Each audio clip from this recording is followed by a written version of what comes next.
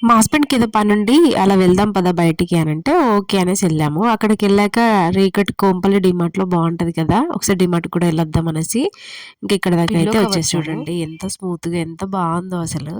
ఈసారి నాకు డీమార్ట్ షాపింగ్ చాలా అనిపిచ్చింది.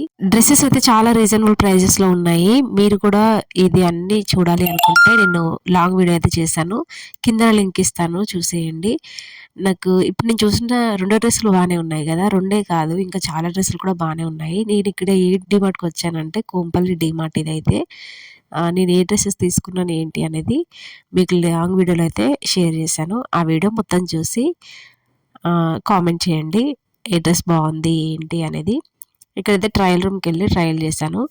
ఇక్కడ నాకు ఇంకా బాగా నచ్చిన విషయం ఏంటి అంటే లోపల లైనింగ్ ఇచ్చారు.